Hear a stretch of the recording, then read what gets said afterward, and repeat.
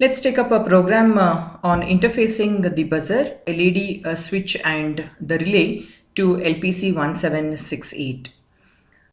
If you keenly observe on the IOs that we are using, the buzzer, LED and the relay are the output devices while the switch is an input device.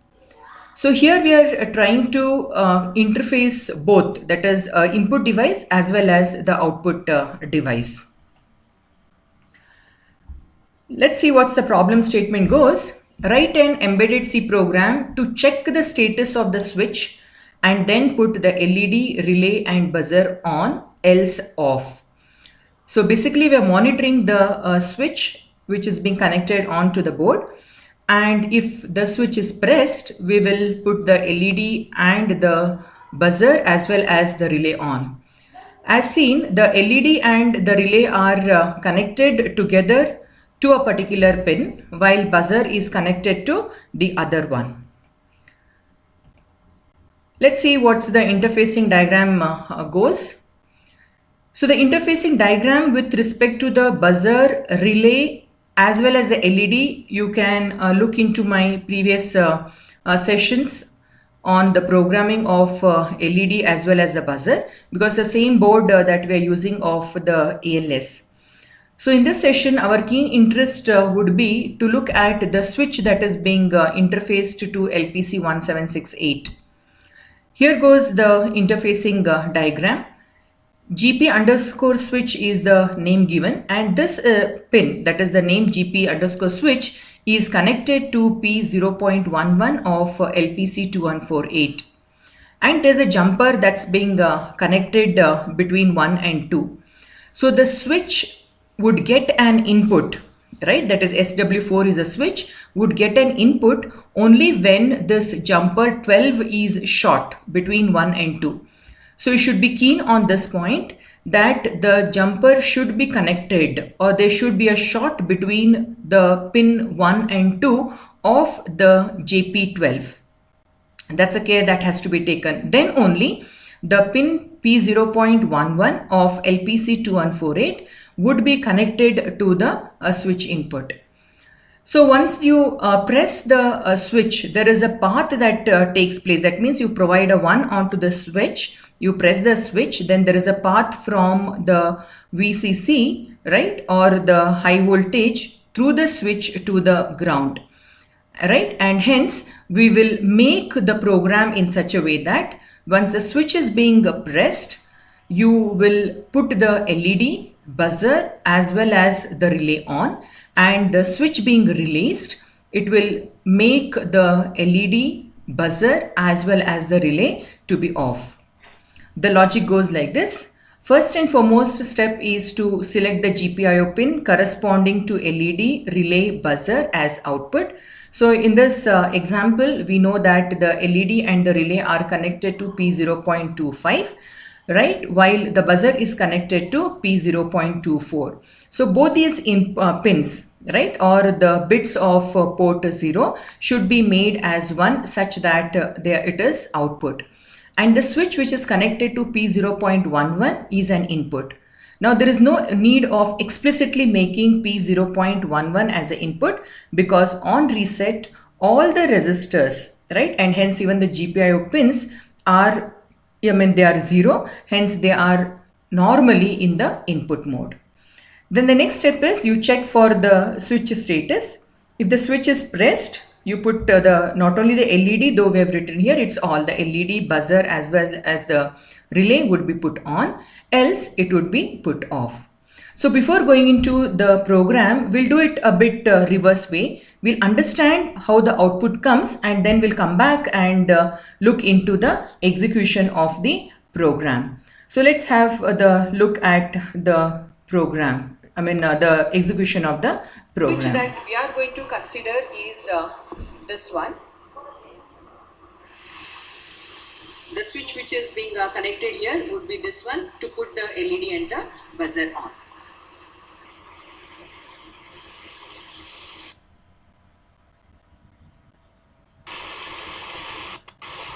Right.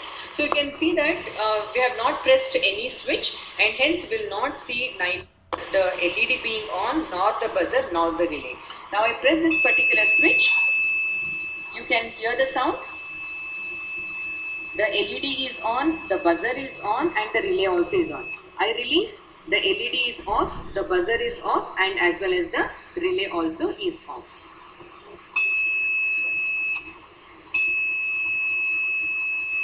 Fine. So, right. So I've looked into the program. Right. So let us quickly understand how the program goes with.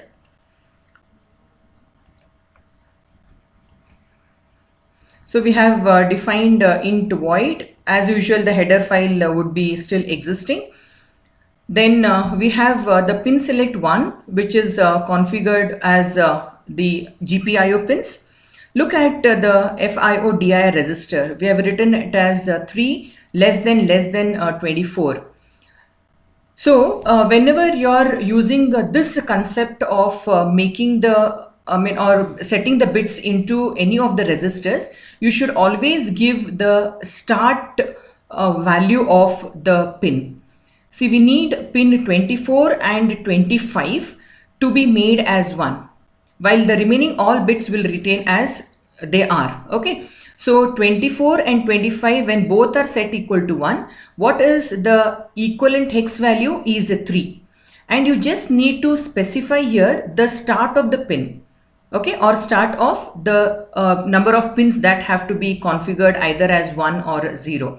You need not mention both, like 1 left shift 24 odd with 1 left shift 25. That's not really required.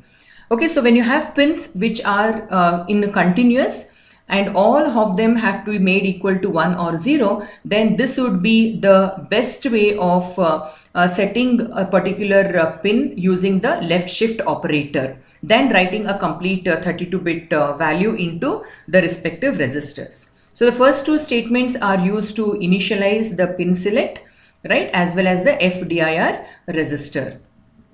Let's start with the main program. A very important point over here is, if you see the statements of the C program, right, all the control statements of the C program are equally supported in an embedded C program for ARM programming.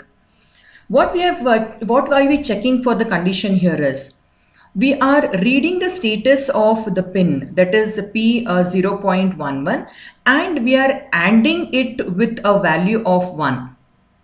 Okay, you read the status of FIO pin, which one? That is second there. Fine. And you check whether that particular pin is equal to 1 or 0. The moment we find that it is equal to 1, right, then what is it? Not of 1. Correct? And if it is 0, 0 and 1 will make it 0. Not of it is a true condition. Then what we will do? We will put the LED on. Why is it? If you go back and recollect the interfacing diagram, when the switch is pressed, what comes as an input over there to the SW is 0, because there is a path that goes from VDD or your plus voltage to the ground. That's the reason it would be reading a value of 0 on FIO pin. Correct? And you AND it with 1. And if at all the switch is released, what is the status of that pin value? It will be equal to 1. 1 and 1 true. True of the false will be equal, true of not. That is, not of true is false, and hence the switch, the LED, relay as well as the buzzer would be put off. That is how the program goes over here. When not off, that means the switch is pressed, which gives us the value of 0. It is ANDed with a value of 1. So 0 and 1 will be 0. Not of 0 is a true condition. And hence, once you press the switch, the corresponding pin, that is 24 and 25, will be set with a value of 1, which means that the relay, LED as well as the buzzer would be on.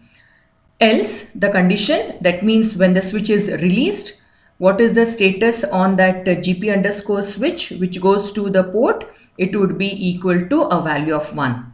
1 ANDed with 1 will be true and not of true is false, and hence it comes to the false condition. Okay, and hence we see that the relay, the buzzer and the LED would all be put equal to 0. I mean would be put off.